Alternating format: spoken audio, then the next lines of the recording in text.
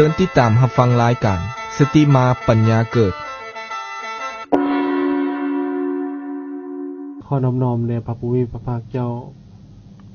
ผู้เป็นครูของเทวดาและมนุษย์ทั้งหลายผู้ตรัสรู้ชอบได้โดยพระองค์เองขอน้อมแด่พระธรรมที่พระผู้มีพระภาคเจ้าตรัสไว้ดีแล้วขอน้อมแด่พระสงฆ์ผู้ดำรงศีลาสมาจารย์ปฏิบัติตัดสงสารสูนิพพานพ้นวัฏภัยขอแสดงความเคารพแด่คุณบิดาคุณมารดาคุณครูบาอาจารย์ท่านผู้หูทั้งหลายขอความเจริญงอกงามในศีลธรรมจงมีแก่ออกตนญาติโยมสาธุชนคนเข้าใจในธรรมทั้งหลายที่ติดตามฟังรายการธรรมะสติมาปัญญาเกิดทุกๆเช้าทุกๆสถานที่ขึ้น95.0ไปฮอดไปถึงในยามเช้าๆจังสี่ม้วนขึ้นมาหนาปัด95.0หรือว่า95กงเขาก็สิได้ยินเปิดรายการขึ้นในเบื้องต้นว่าตากทานทุกโศกเศร้าเหงาและวุ่นวายถ้าอยากหายหันมาฟังรายการสติมาปัญญาเกิดทุกๆมื้อบางเทื่อ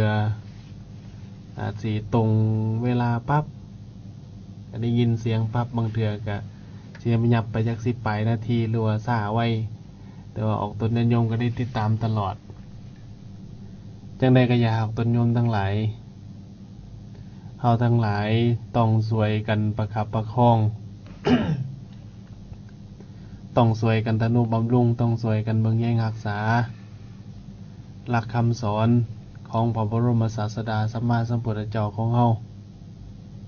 บ่แม่นเบิ่งแย่งรักษาอย่างเดียวบ่แม่นเอามาแล้วปิดหีบปิดแก๊สมายังไว้เอายกใส่หอเอามายกใส่ตู้แล้วล็อกกระแจไว้บ่แม่นคำว่าช่วยกันรักษาในที่นี้ก็หมายถึงว่าพากันเรียนรู้ฝึกหัดปฏิบัติเพื่อสินำไปใช้ในชีวิตประจำวันของเราศึกษาเรียนรู้ให้เห็นเข้าไปอยู่ใกล้เข้าไปนั่งฟังสาวากาแปลว่าภูเขามาอยู่ใกล้แปลว่าภูเขามานั่งฟังการเรียนรู้การศึกษาบางทีการศึกษาธรรมะเราคิดว่าเป็นเรื่องธรรมดาเราคิดว่าเรารู้แล้วรู้โดยที่ว่าเจ้าของคิดเอาเองแต่ว่ายังบ่ได้ศึกษารายละเอียดพอไปศึกษารายละเอียดสิ่งที่เรายังรู้มันมีหลายอย่างออกตัวญาติโยมทั้งหลายแม้กระทั่งตัวลูกหลานเองนี่ขนาดว่าอยู่ในศาสนามาหลายปีคิดว่าเจ้าของรู้แท้คิดว่าเจ้าของรู้จริงคิดเองเองแต่พอไปศึกษาตัวจริงพอไปลงตัวจริงรายละเอียดคักๆแล้วสิ่งที่เรารู้มันเป็นเรื่องธรรมดาเพราะฉะนั้นธรรมะที่ลูกหลานนำมาฝากออกตัวญาติโยมแต่ละมื้อนี่เป็นเพียงพื้นฐานตัวปูทางให้ออกตัวญาติโยมทั้งหลายได้หันหน้าเข้ามาได้สนใจที่จะมาศึกษาได้สนใจที่จะมาเรียนรู้ว่าพ่อเพิ่นเฮาเพิ่นสอนอีหยังไว้คำกล่าวของพระพุทธเจ้าของเฮาโดยเฉพาะพุทธวจนะ คำกล่าวที่มาจากปากของเพิ่นที่เพิ่นเว้าเพิ่นสอนเพิ่นกล่าวตลอดระยะเวลา45พรรษาเพิ่นสอนอีหยังเฮาเพราะฉะนั้นนี่เว้าแบบนักแหนนหรือบ่นักแหนนก็อย่าในฐานะที่เฮาเป็นชาวพุทธถ้าเกิดมาบ่ได้ศึกษารายละเอียดคำสอนของพุทธเจ้าแล้วมาเว้าว่าจังซั่นมาเว้าว่าจังซี่นี่แสดงว่าคนนั้นเสียชาติเกิดแต่สำหรับโดยทั่วไปคนที่บ่เข้าใจอาจสิว่าเกิดมาชาตินี้ต้องลิ้นต้องกินต้องเที่ยวต้องมีความสุขในสนุกสนานในคุ้มคันบ่มีความสุขสนุกสนานในคุ้มแล้วเสียชาติเกิดอันนั้นเพิ่นเอิ้นว่าเป็นความคิดสำหรับคนที่มีมิจฉาทิฏฐิเว้าให้เป็นภาษาบาลีก็เอิ้นว่าคนพาลที่คิดจังซั่น แต่บัณฑิตนี่สิคิดสร้างว่าเฮ็ดจังไดระยะเวลาที่อยู่นี่สิมีประโยชน์ที่สุด สิสร้างประโยชน์ได้ที่สุดทั้งตนเองและคนอื่นอันนั้นคือบัณฑิตแต่ว่าสิจังไดก็อย่าออกตนโยมทั้งหลายเฮานี่ในฐานะที่เฮาเป็นมนุษย์นี่สิเป็นมนุษย์พวกที่ว่าพบพวกวินิบาตทั้งหลายนี่มีการที่ว่าสร้างกรรมทั้งดำทั้งขาวมีสุขแน่มีทุกข์แน่เฮ็ดผิดมาแล้วก็ปรับปรุงเปลี่ยนแปลงตัวเองได้มันเอิ้นว่ากรรมทั้งมีทั้งดำทั้งขาวบางทีเฮ็ดความสุขสร้างทางที่ถูกต้องมาแล้วดำเนินชีวิตถูกต้องแล้วไปมาสร้างกรรมดำนำมันก็เลยที่ว่าเสวยผลการกระทำเจ้าของนั้นทั้งสุขทั้งทุกข์แน่ทุกข์แน่บ่ทุกข์แน่ผสมผสานอันนี้นี่เป็นพวกมนุษย์เป็นพวกเทวภพแล้วก็พวกวินิบาตทั้งหลายสร้างกรรมทั้งดำทั้งขาวผิดแล้วแต่ว่าปรับปรุงแก้ไขตนเองดำเนินชีวิตไปในทางที่ถูกที่ต้องก็ได้ครับผลจากการกระทำที่ถูกที่ต้องนั่นคือความเย็นสบายสร้างความถูกต้องมาตลอดพอมาสร้างความผิดมากรรมดำอีกกรรมดำนั้นมันก็ให้ผลก็เกิดความทุกข์ความบ่สบายใจความแค้นเคืองใจอีกมันเป็นจังซี่เพราะฉะนั้นนี่เฮาต้องเฮ็ดจังไดพัฒนาตนให้มันเป็นให้สร้างแต่ให้เป็นกรรมขาวซะให้มันขาวตลอดให้มันขาวให้มันปลอดมันใสตลอด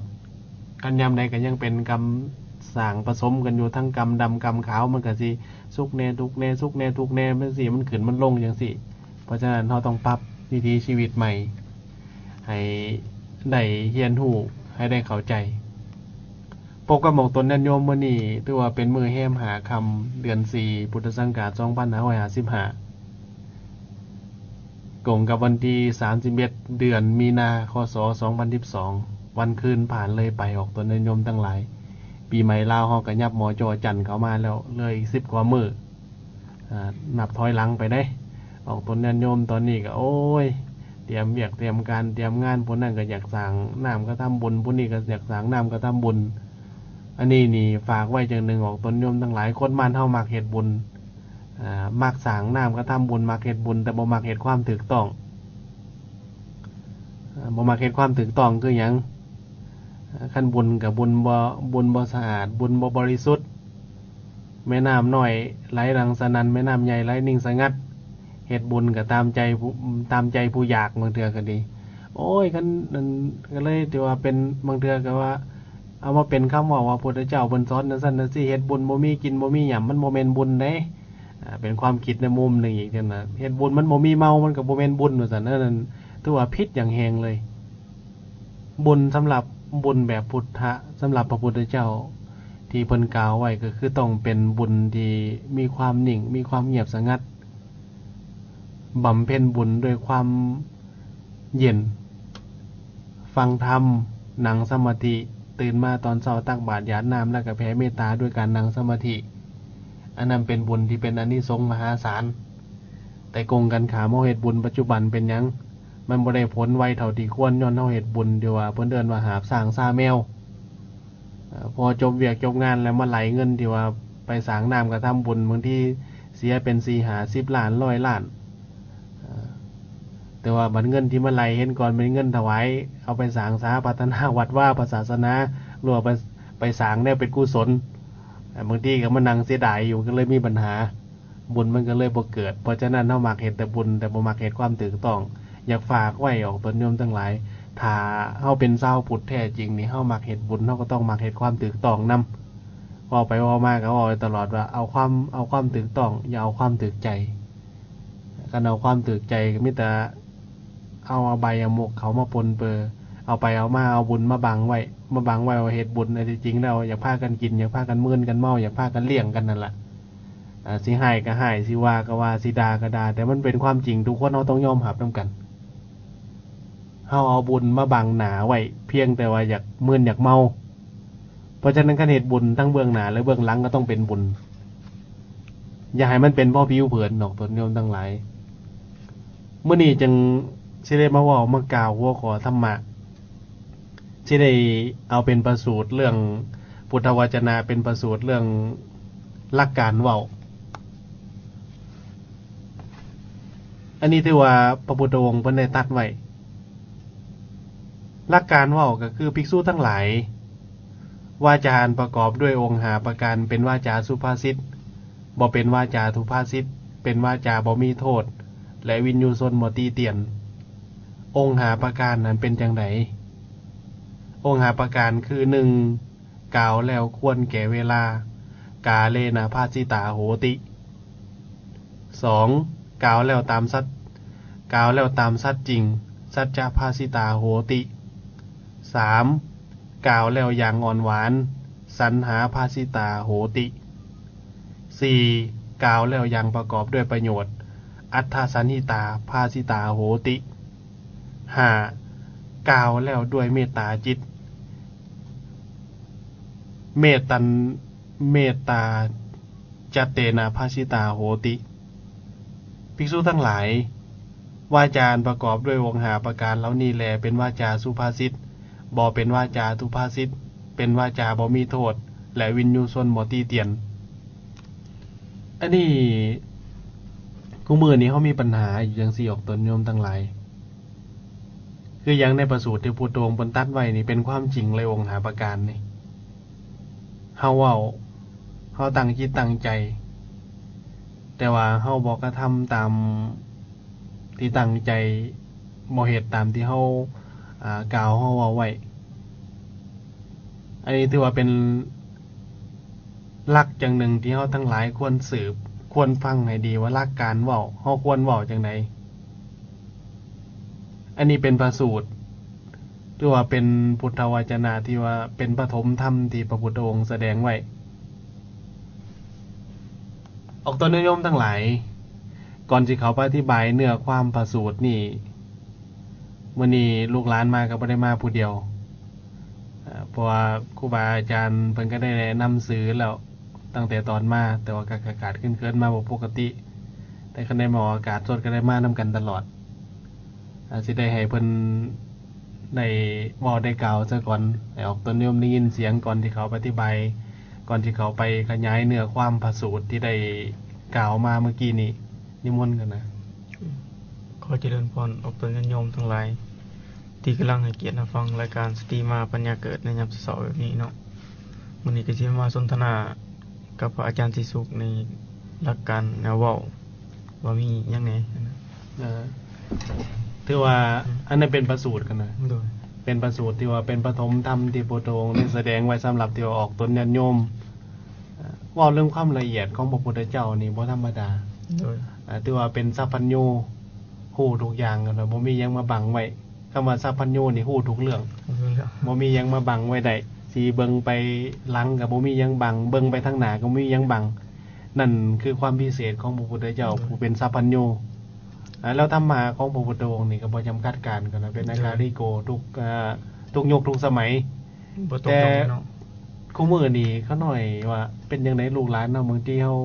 สาเหตุเขาน้อยย้อนเฮาบ่สนใจบ่หรือว่าย้อนบางเทื่อเฮาก็มีปัญหาอยู่จังนึงกันนะโดยบางเทื่อออกตนโยมก็มานั่งล้มกันครูบาอาจารย์ปล่อยปละละเลยครูบาอาจารย์ก็มานั่งล้มกันซื่อๆออกตนโยมบ่สนใจบ่ใส่ใจก็เลยบ่อยากมีการประพฤติปฏิบัตินี่หยังก็เลยแล้วก็แล้วไปออกตนโยมก็ได้เฮ็ดบุญแล้วก็ยาคะแนนมีครูบาให้ได้ตักบาตรก็พอโดยครูบาอาจารย์ขึ้นคะแนนมีออกตนโยมนิมนต์ไปสันเขาบ้านสู่บ้านแล้วก็พอตักบาตรยาน้ำก็พอมันก็เลยถือว่าก็นว่าการนำหมอหลักธรรมคำสั่งสอนมาแสดงให้ออกตนโยมทั้งหลายได้ฮู้ได้เข้าใจนี่มันก็เลยมันบ่ไปได้เท่าที่ควรต่างคนต่างมานั่งตีกันต่างคนต่างมานั่งเว้าบ่ม่วนใจกันมันก็เลยมันบ่ไปได้ไกลกันนะไปเรียนในองค์กรนั่นก็เลยสมมุติในองค์กรนึงมีพนักงานอยู่ในองค์กรนั้น20-30 คนแต่ว่าใน20-30 คนนั้นพากันแบ่งออกเป็น3กลุ่มโดยกลุ่มข่อยกันได้1กลุ่มเจ้ากันได้1พากันนั่งเว้าแต่เรื่องกันบ่ไปมาเวียกงานทั้งหลายบ่ขยายมันก็เลยถือว่าองค์กรมันบ่พัฒนาไปเท่าที่ควรกันนะสุดท้ายมันก็จักหน่อยสิมีการฟ้องล้มละลายโดยสิมีการฟ้องล้มละลายเพราะฉะนั้นเท่านี้ก็น่าเป็นห่วงจังนึงลงกับหมอกตนญาติโยมโดยเฉพาะจังหน่อยที่ได้ให้เพิ่นมาซอยจัดรายการธรรมะนำอันนั้นเพิ่นก็เป็นแม่แล้วล่ะแต่ว่าเพิ่นโดยเฉพาะจังหน่อยเฮาสิได้ เข้ากลุ่มร่วมเข้ากลุ่มปี2015เนาะเนาะเขาจะได้เป็นกลุ่มประชาคมอาเซียน AEC มันก็น่าเป็นห่วงจังนึงว่าลูกหลานของเฮาเป็นจังไดมันล้วนบ่คุมื้อหรือว่ามันเป็นจังไดน่าสิจะหน่อยคันเขาร่วมกลุ่มแล้วมันก็สิมีหลายอย่างกันนะแต่ตอนนี้เฮายังมีจำกัดกันได้กันแล้วเขาร่วมกลุ่มแล้วมันสิมีหลายสิ่งหลายอย่างเรื่องอีหยังต่างๆมันก็สิรู้หลังทางเทเข้ามาแล้วลูกหลานเฮาต่อหน้าไปมันสิเป็นจังไดเฮากับมันก็น่าเป็นห่วงกันเนาะเบิ่งจังนึงก็น่าเป็นห่วงเบิ่งจังนึงแต่ว่าเรื่องอีหยังก็อย่าคุมื้อที่เป็นเรื่องการเว้าการจาเป็นทั้งจังเอาหลักการเว้ามาเว้ามื้อนี้ก็ย้อนว่าเป็นห่วงจังซี่แหละเพราะว่าบางเทื่อนี่คือบ้านกับเจ้าเนาะเว้าเรื่องอนุรักษ์นิยมกันนะแม้กระทั่งที่ว่าไปบางเทื่อไปต่างประเทศนี่ภาษาอื่นเขาเจ้าก็ยังบ่เว้าภาษาอื่นเขาเจ้าก็ยังบ่เว้าเขาจะเว้าภาษาเขาเจ้าเองแต่ต้องมีด้ามแปลให้เว้าเรื่องอนุรักษ์เว้าเรื่องรักษาวัฒนธรรมประเพณีเจ้าของรักษาคำเว้าคำจาแต่ว่าคงกันขามบ้านเฮานี่ลูกหลานเฮาโดยเฉพาะลูกหลานนะบ่ว่าตู้ลูกหลานน่ะบางที30-40 ปีกูมื้อนี่แม้กระทั่งที่ว่าอยู่ในบ้านเจ้าของนี่คำเว้าคำจาบางเทื่อมันก็ยังบ่มีอนุรักษ์กันนะบ่รักษาเว้าบางทีกูมื้อนี่จักอีหยังยายังมาปนมาเปอใส่กันจัก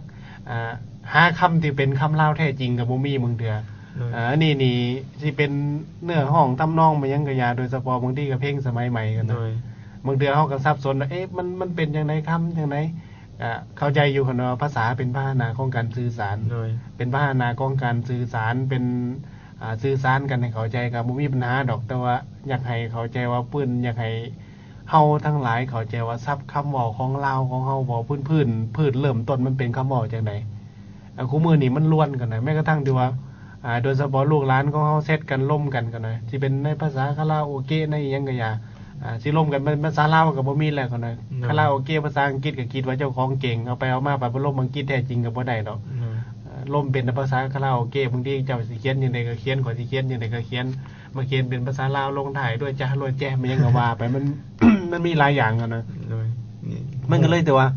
เฮาบ่ฮู้ว่าเฮาสิใส่คำเว้าจังได๋ก็เลยที่ว่าบางเทื่อไปเรียนนำครูบาอาจารย์ก็บ่ฮู้จักแนวสิเว้าบ่จักแนวสิแนะนำว่าภาษาโอ้ยมันภาษาเดิมมันเป็นจังได๋ปื้มสอนภาษาลาวก็มีอยู่แต่ว่าการเว้ามันบ่กงกับการสอนบางเทื่อลูกหลานของเฮาก็สับสนกันนะบางเทื่อคละพยัญชนะการสิวางสิเขียนตัวนั้นตัวนี้ก็เลยบ่เข้าใจ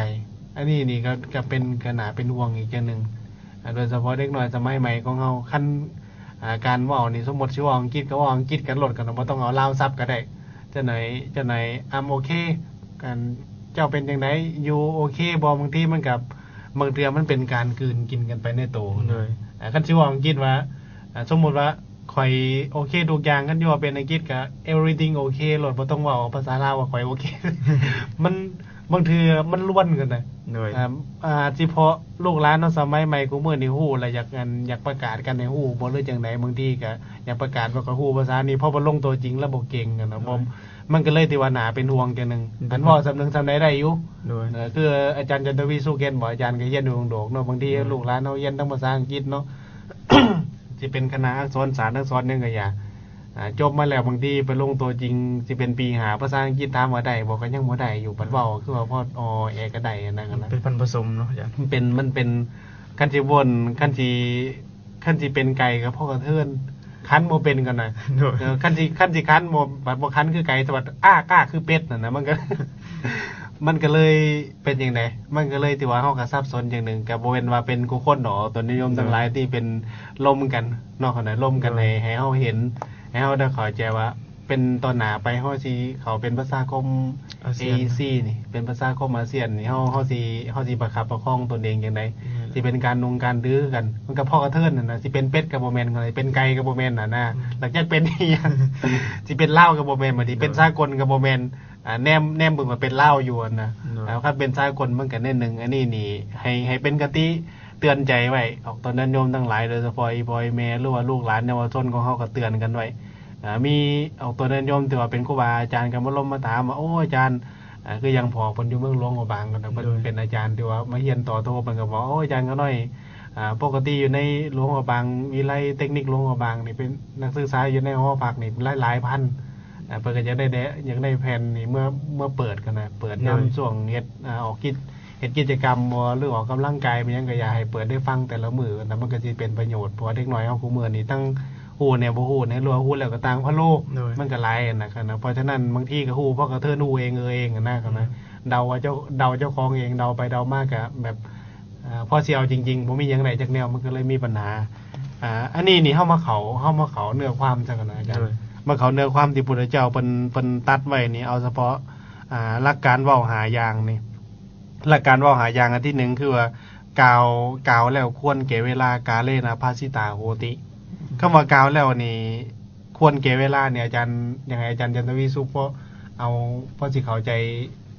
อธิบายให้ออกตัวนิยมทั้งหลายพอเห็นทางได้เขาน้อยเสริมใหม่กันนะอย่างข้อที่1กล่าวแล้วควรแก่เวลานี่คือข้อ1เนาะกล่าวแล้วควรแก่เวลาก็คือเวลาเฮาเว้าเฮาก็ต้องคือว่าเบิ่งสถานการณ์ก็ว่าเฮาสิควรเว้าเนี่ยจักคือว่าสิควรเว้าจังได๋สิควรลงจังได๋หั่นน่ะเว้าสิเอาจักนาทีส่วนหลายคนเฮานี่เว้าแล้วมึงที่นี่เว้าบ่ฟังไผเว้าไปผู้เดียวเลยหั่นน่ะบ่ฟังเลยเพิ่นเอิ้นเว้าแบบใดเว้าแบบน้ำท่วมทงบ่แม่นน่ะเว้าบ่มีผลสิเอาเลยว่าสิเอ้าหมอนี่มันสิเคินเว้าแบบบ่ม่วนเนาะเว้าสิเอาแบบใดแท้น่ะสิเว้าเคินว่าเว้าอ้อมหลายเว้าแบบน้ำท่วมทงว่าจุดประสงค์เฮาสิลงบอลใดกันแท้น่ะอันนี้ก็ประเด็นนึงกันนะอันนี้ก็ประเด็นนึงมันมีหลายแนวเห็นกันว่าการกล่าวแล้วสมควรแก่เวลานี่ในที่นี้หมายถึงว่าสิเว้าหยังก็อย่าให้ฮู้จักกาลเทศะเวลานี่สมมุติหมู่กำลังเจ็บกำลังเป็นอยู่ญาติพี่น้องกำลังโศกเศร้าอยู่มาเห็นปั๊บโอ้หมอนี่บ่รอดก็คักตายก็คักมันสิเป็นจังได๋ความรู้สึกของคนมันสิเป็นจังได๋บางทีนี่การเว้าเฮาบ่ฮู้จักที่ว่าเฮาบ่ฮู้จักกาลเทศะบ่ฮู้จักเวลาในการเว้าเวลานี่บางทีเวลานี่หมู่กำลังที่ว่าหมู่กำลังโศกเศร้าหรือว่าเวลานี่หมู่กำลังเป็นจังได๋หมู่กำลังมีความสุขตัวเองบ่ว่าเรื่องเศร้าหมู่กำลังมีความเศร้าตัวเองบ่ว่าเรื่องความสุขบางทีมันก็เลยที่ว่ามันล้วนกันหน่อยกูมื้อนี้เฮามาสังเกตจังนึงกันหน่อยโดยเฉพาะอาจารย์ก็เป็นก็ยังอยู่ในหนุ่มอยู่โดยข้างนอกก็ยังอยู่ในหนุ่มอยู่บ่ทันเฒ่าดอก30ก็ดีนะก็เลยยังเฮาผ่านมาจังซี่มาเห็นกูมื้อลูกหลานของเฮาสิเว้าสิจามันยังก็อย่าบางทีบ่ฮู้จักเวลาบ่ฮู้จักกาลเทศะบ่สมควรเวลานี่บ่สมควรสิเว้าก็เว้าบางทีพ่อแม่ล้มกันอยู่ผู้เฒ่าผู้แก่ล้มเวียกล้มงานหรือว่าครูบาอาจารย์เทศน์อยู่บางเทื่อครูบาอาจารย์เทศน์อยู่อยากล้มยังกันก็ล้มมันน่ะบ่รู้จักเวลาสิล้มเขางามโรงเรียนเวลาเรียนแบบประโลมเรื่องเที่ยวเวลาเที่ยวแบบประโลมเรื่องเรียนบางทีมันบ่มันแบบมันแ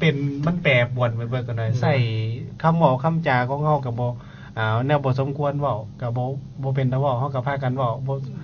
บ่เป็นบ่แม่นเวลาเว้าเฮาก็เว้ามันยังมันก็เลยที่ว่าคุณภาพมันน้อยลงบ่สมควรเว้าก็ยังเว้าเพราะฉะนั้นนี่สำคัญที่สุดในที่นี้นี่พระพุทธเจ้าเพิ่นบอกเพิ่นกล่าวไว้ก็คือกล่าวแล้วสมควรแก่เวลาคือกาเลนะภาสิตาโหติคือสิเว้าหยังก็อย่ากันต้องฮู้จักเวลาฮู้จักกาลเทศะในการเว้าว่าเวลานี้ควรเว้าอีหยังเวลานี่บ่ควรเว้าอีหยังให้เฮามีสติในการเว้าก็ดึงเข้ามาสติคือเก่าแล้วก็มีสติสัมปชัญญะในการเว้าบ่แม่นจังเว้าจังได๋ก็เว้าสมมุติว่าเวลามันกระทัดรัดคืออาจารย์เว้ามาเมื่อกี้นี้เฮาบ่ควรเว้าแนวมีประโยชน์หรือบ่มีประโยชน์ก็อย่าเวลามันกระทัดรัดเฮาก็ใช้เวลาให้มันเหมาะสมกับการเว้าอันนี้นี่เอาให้เห็นจังซี่ออกตัวโยมทั้งหลายเพราะฉะนั้นนี่สิเว้าหยังก็อย่าลูกหลานเยาวชนเฮาคือกันต้องรู้จักกาลเทศะในการเว้าเวลาเรียนก็เรียนบ่แม่นเวลาล้มกันเวลาฟังสิไปวัดไปว่าหรือว่าตอนเช้าๆจังซี่นี่เวลาฟังธรรมก็บ่แม่นเวลามานั่งเถียงครูบาอาจารย์ก็เถียงก็บ่เป็นจังดอกเพราะว่าเถียงก็บ่ได้ยินดอกเพราะว่าสินั่งเถียงทางวิทยุเลยนั่งเถียงทางวิทยุนั่งเถียงอยู่แต่ก็มีโอกาสก็ไปเถียงก็มีโอกาสมื้อหน้าก็ไปร่วมกันต่อหน้าเนาะคั่นเนาะ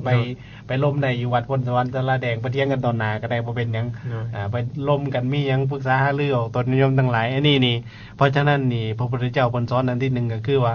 หลักการเว้าของเฮานี่เฮาสิเว้าหยังก็อย่าต้องรู้จักกาลเทศะสมควรเว้าจังเว้าเรื่องเวลานี่สมควรเว้าเรื่องนี้จังเว้า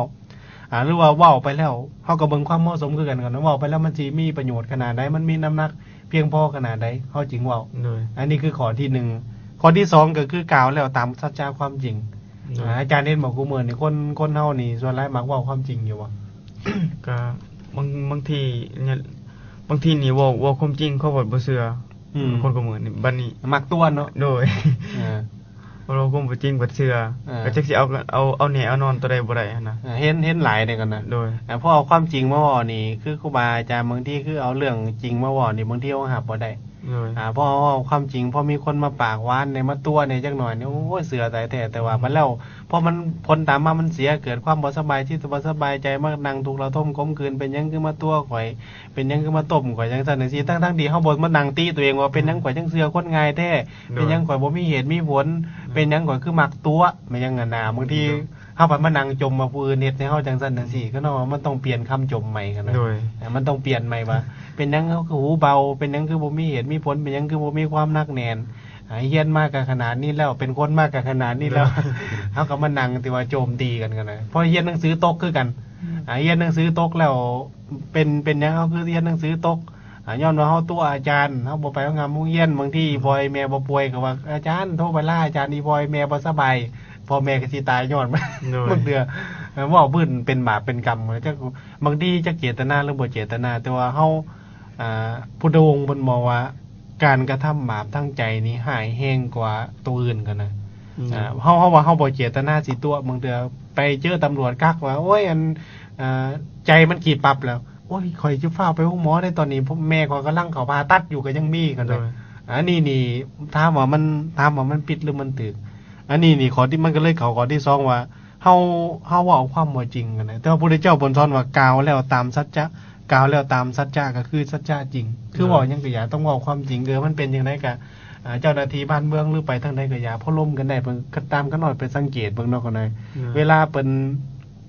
ก็เจ้าสิว่าไปยึดไปลัดบ่ลัดรถลัดหยังก็อย่าบ่ใส่หมวกกันน็อกก็เจ้าก็บ่ได้หายดอกถ้าเว้าดีๆนำมัน โด นะ ย บางเทื่อตำรวจกักเพิ่นก็ด่าตำรวจคือกันได้ใส่ตำรวจเต็มที่ให้ว่าเจ้ากักจังซั่นซี่ทั้งๆที่ว่าเจ้าของผิดไปก็กูตำรวจไปก่อนนะคิดว่าตำรวจสิได้คิดว่าตำรวจก็เจ้าสิย่าน โดย เจ้าก็บ่ย่านแต่ว่าก็น่ะพอไปล้มก็เจ้าตัวจริงเขาล้มดีๆว่ามีเหตุมีผล โดย เจ้าหน้าที่บ้านเมืองเพิ่นก็มีเหตุมีผลคือกันคนเฮานี่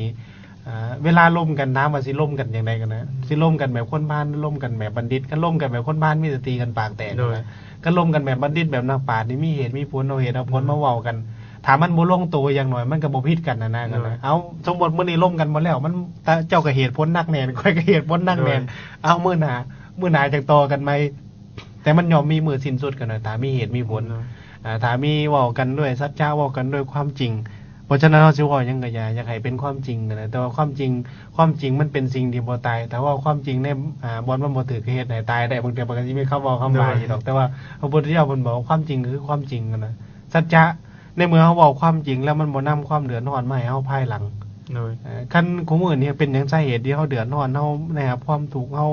วุ่นวายอยู่ตลอดเวลาย้อนเฮาเว้าความบ่จริงนะเฮามักเว้ามักตัวนี่ว่าหลอกลวงเว้าหลายพอคนอื่นจับได้หลายท่านแล้วมันก็เกิดความทุกข์นำหลังโอ้เพิ่นนี่กี่ตัวเป็นผู้ใหญ่สิบ่เว้าความจริงบ่มีสัจจะเว้าแล้วเว้าไปบ่ติ่มเว้าเสีย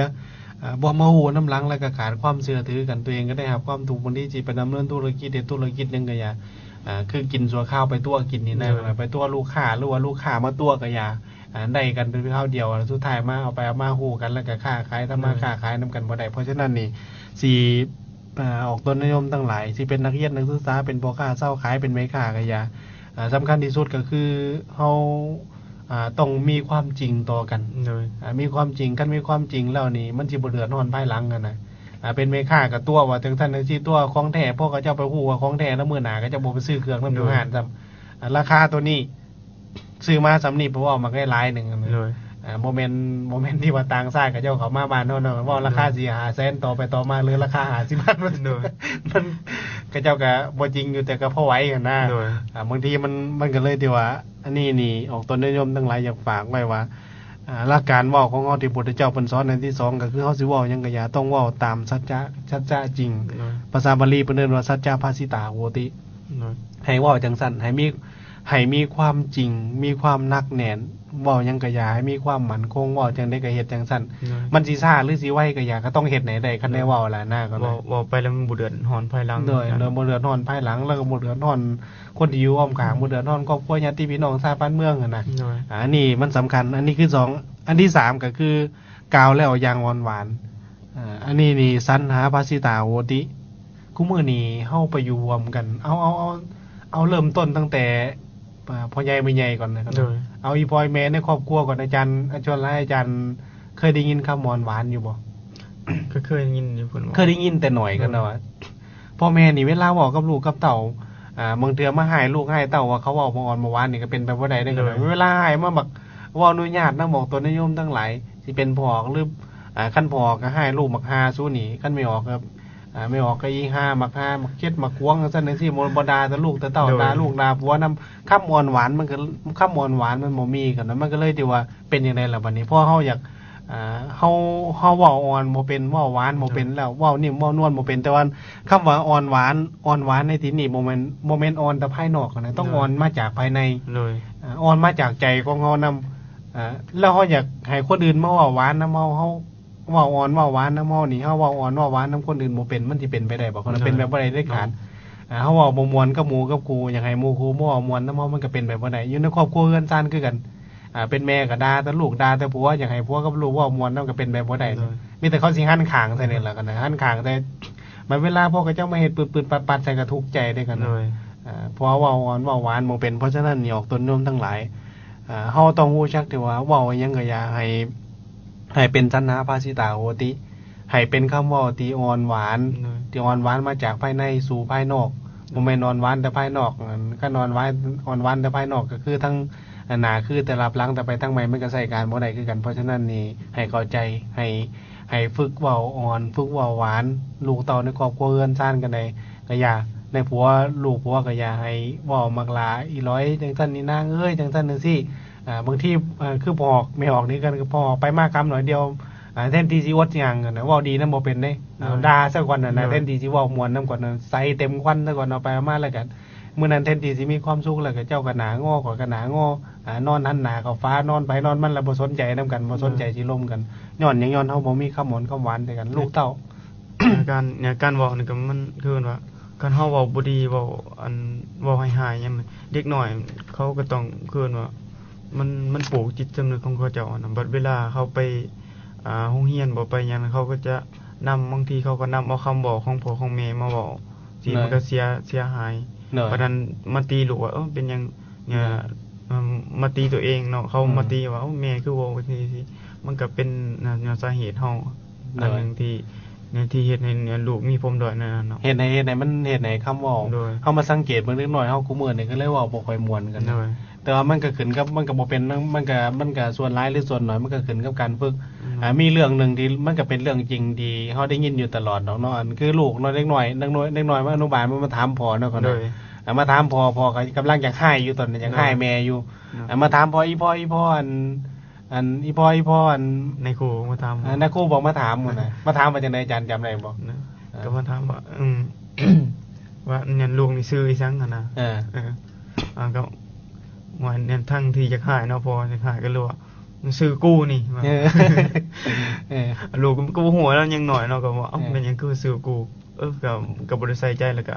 อย่าจำเอาคำนั้นก็ไปมือตื่นมื้อเช้ามาก็ไปบอกในครูนั่นน่ะครูถามโดยครูก็ถามว่าซื้อหยังแล้วเป็นจังได๋เด็กน้อยมันก็ตอบว่าซื้อกูนี่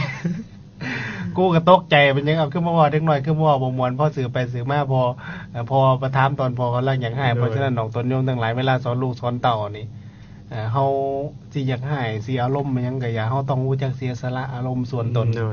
ให้เว้านำลูกนำเต้ามีเหตุมีผลลูกเต้าคือกันก็อย่าเฮาต้องเฮาสิเคร่งเครียดมาจากโรงงานโรงเรียนเคร่งเครียดมาจากไสก็อย่าเฮาเว้าหวานน้ำสู่น้ำแฟนได้เฮาเว้าหวานน้ำหมู่น้ำครูได้เว้าน้ำสิหายปานใดสิเป็นสิตายปานใดก็อย่าเพราะผู้สาวโทรมานี่หวานตายเป็นตายว่าผู้ชายก็ดีก็ได้ผู้หญิงคือกันสิหายก็พ่อแม่ตายเป็นตายว่าปานใดก็อย่าแต่ว่าพ่อผู้บ่าวโทรมาหวานเป็นบัด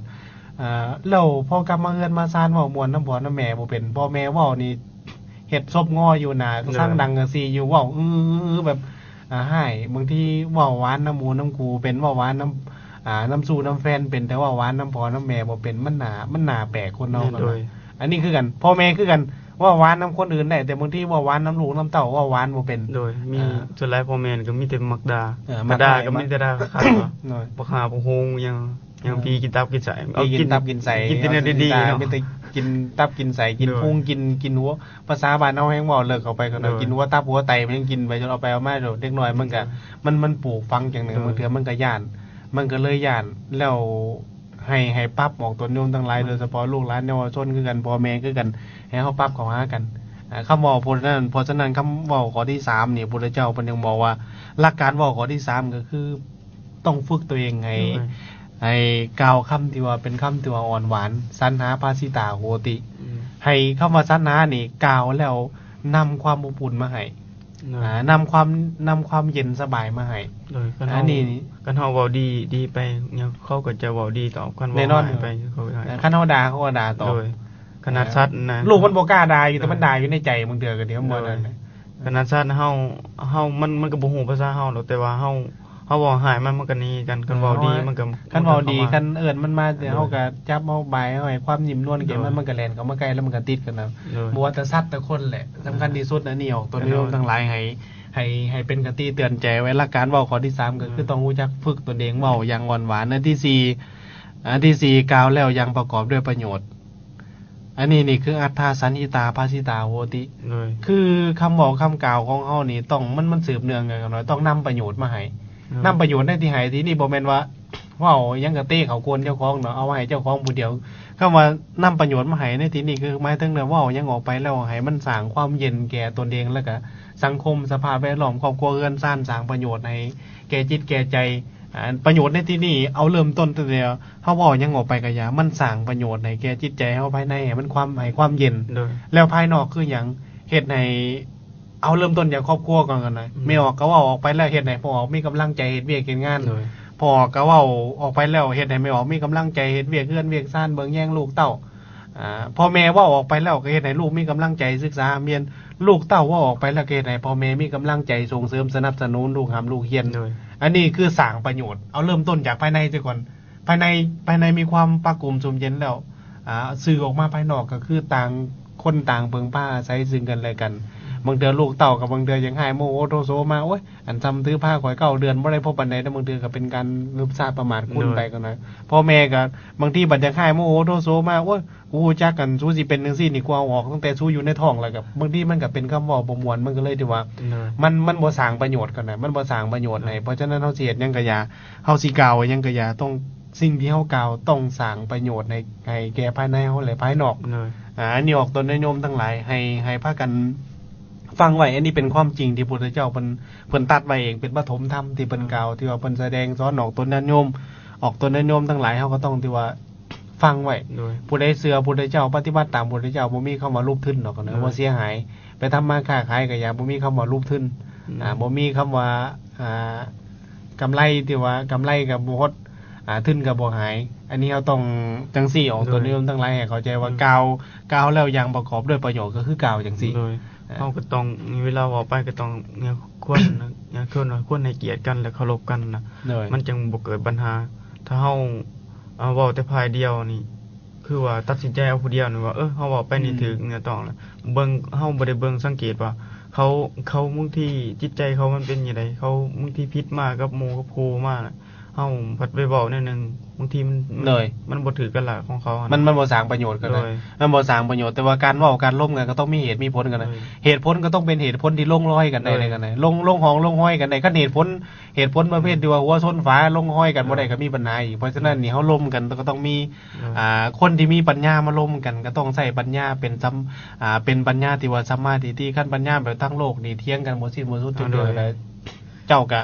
เก่งข่อยก็เก่งเจ้าก็แน่ข่อยก็แน่เอาไปเอามาที่ว่าเหตุผลแบบบ่เข้าห้องเข้าห้อยกันก็อันตรายอีก โดย เพราะฉะนั้นเหตุผลตัวนี้คำว่าเหตุผลในที่นี้ต้องเป็นเหตุผลที่ว่าเป็นสัมมาทิฏฐิ โดย เป็นเหตุผลที่ว่าเขาห้องเขาห้อยกันได้ย่อมกันได้ลงกันได้หน้ากันนะ คืออาจารย์บอกนั่นแหละเนี่ยก็ลืม เอาอันนี้นี่ออกตนนิยมทั้งหลายคือข้อที่4ข้อที่5คือกล่าวแล้วด้วยเมตตาจิตมาสรุปอยู่ข้อที่5อาจารย์ โดย ข้อที่5คือเมตนี่เพิ่นใจว่าเมตตัตตะจัตตะเตนะภาสิตาโหติ อันนี้คือให้มาสรุปลงตอนท้ายว่าเฮาสิเว้าสิกล่าวหยังก็อย่ากล่าวแล้วนี่ต้องกล่าวด้วยความเมตตา โดย การเว้าเฮากล่าวด้วยความเมตตาด้วยความปรารถนาดีแล้วนี่ มันสิมีความเย็นมานํหลังกันนะความเย็นต่างๆมันสิรูหลังทางเทเข้ามามันสิบ่เกิดความเดือดร้อนความวุ่นความวายที่ว่าตามมาภายหลังย้อนเฮากล่าวแล้วด้วยเมตตาปรารถนาดีที่แท้จริงปรารถนาดีความปรารถนาดีของเฮาเป็นความปรารถนาดีบริสุทธิ์ที่มาจากภายในแล้วมันสู่ออกมาสู่ภายนอกแต่ความเขาบอกเฮาเมตตาแต่ปากแต่ว่าใจเฮาบ่เมตตามันก็อันตรายความทุกข์มันก็ตามมาตามหลังคือกันเพราะฉะนั้นให้เข้าใจไว้ออกตนโยมทั้งหลายหลักๆที่พุทโธเพิ่นเน้นคือชาวพุทธของเฮาต้องพัฒนาจากภายในสู่ภายนอกมันจังสิเย็นตลอดกาลแต่ว่ากงกันข้ามกูมือนะบอกเป็นชาวพุทธแต่เฮาพัฒนาแต่ภายนอกภายในเฮาบ่พัฒนาภายในมันสิว่าแบบเดียวกับกองไฟนะก็นะคิดว่ามีแต่บอกกับคนอื่นคิดว่าโอ้ยข่อยดับไฟแล้วข่อยดึงฟืนออกแล้วสำหรับข่อยนี่ทานมันบ่มีแล้วแต่ว่าทานมันเตรียมทานมันลุกอยู่ตลอดเวลาอยู่ภายในเพราะฉะนั้นเฮาต้องดับทั้งภายในแล้วก็ภายนอกเฮาดับภายในได้ภายนอกมันก็ดับสบายกันบ่มีปัญหา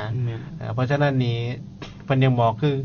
ว่าเรื่องอริยสัจ4มันยังก็อยากคันเอาในขณะที่ไฟกำลังไหม้ถึงหัวนี่ก็พูดในสัจ4นี่สิเอาตัวใดก่อนพุทธเจ้าเพิ่นบอกว่าต้องฮู้อริยสัจ4ก่อนสิประดับไฟที่ว่ามันกำลังไหม้อยู่ถึงหัวแต่ว่าสังคมกันข้ามสังคมปัจจุบันเฮานี่ต้องดับที่ว่าอยู่ไฟถึงหัวก่อนสิประดับอยู่ภายในถึงสิดับไฟที่ว่าหัวน่ะแต่ว่าภายในมันก็ยังร้อนโอนตะการเกินต้องมาถามว่ามานั่งถามว่าไผเป็นเอาไฟมาไผเป็นผู้เอาไฟมาใส่หัวข่อยมันจึงไหม้พุ่นนั้นบ่นี้บางทีมันมั่วแต่ประนังถามอยู่บางทีก็เสียเวลาแทนที่สิมาระงับอาการที่ว่าภายในมันเกิดขึ้นกันนะนี่ออกตนโยมทั้งหลายสำคัญที่สุดก็คือเฮาสิเว้าเฮาสิกล่าวสิ่งใดก็อย่ากล่าวแล้วต้องเป็นกล่าวด้วยเมตตาจิตถ้าเรากล่าวด้วยเมตตาจิตแล้วนี่มันสิบ่มีปัญหาที่ว่าตามมาความปะกุมสุมเย็นต่างๆมันก็สิเกิดขึ้นอันนี้นี่ฝากไว้ออกตนโยมทั้งหลายให้เฮาเข้าใจให้เฮาศึกษาและเรียนรู้พุทธเจ้าเพิ่นสรุปตอนท้ายว่าภิกษุทั้งหลายวาจาประกอบด้วยองค์หาประการแล้วนี่แหละเป็นวาจาสุภาษิตกันนะคำว่าสุภาษิตนี่เป็นวาจาที่ประกอบเป็นวาจาที่ฟังแล้วมีความสุขและก็สร้างความสุขให้แก่สังคมสร้างความสุขให้แก่ครอบครัวสร้างความสุขให้แก่สภาพแวดล้อมเป็นวาจาสุภาษิตคำว่าสุภาษิตนี่บ่ผิดไผจักเทื่อบ่แม่นเป็นวาจาทุกภาษิตคำว่าวาจาทุกภาษิตนี่ทุกภาษิตในที่นี้หมายถึงว่าคันเว้าออกไปแล้วมันสร้างความเดือดร้อนที่ว่าตามมาภายหลังบ่แม่นสุภาษิตกันนะเป็นทุกข์เพิ่นใช้คำว่าภาษาบาลีเพิ่นใช้คำว่าทุพภาษิตอันนี้เพิ่นใช้คำว่าทุพภาษิตเป็นวาจาที่บ่สร้างความสามัคคีเป็นวาจาที่ว่าสร้างความแตกแยกเป็นวาจาบ่มีโทษแล้วก็วินยูชนบ่ตีเตียนคันเฮาเฮ็ดได้ตามหลักที่ว่าหาอย่างนี้ถือว่าบ่มีโทษมีภัยกันนะเว้ายังออกไปก็บ่มีโทษมีภัยวินยูชนนี่บ่ตีเตียนวินยูชนนี่หมายถึงที่ว่าผู้ฮู้ผู้เข้าใจก็เจ้าบ่ตีบ่เตียนผู้นั้นเว้าจังซั่นผู้นั้นเว้าจังซี่วินยูชนแปลว่าผู้ฮู้แท้ผู้ฮู้จริงเพิ่นก็บ่ตีบ่เตียนนะมันเป็นย้อนจังซั่นจังซี่มันเป็นในมุมนั้นมุมนี้ที่เจ้าเว้าบ่ถูกตามหลักการอันนี้นี่เป็นจังซี่หลักการเว้าที่ว่าเป็นปฐมธรรมที่พระพุทธเจ้าแสดงให้แก่ออกตนโยมทั้งหลายมาจาก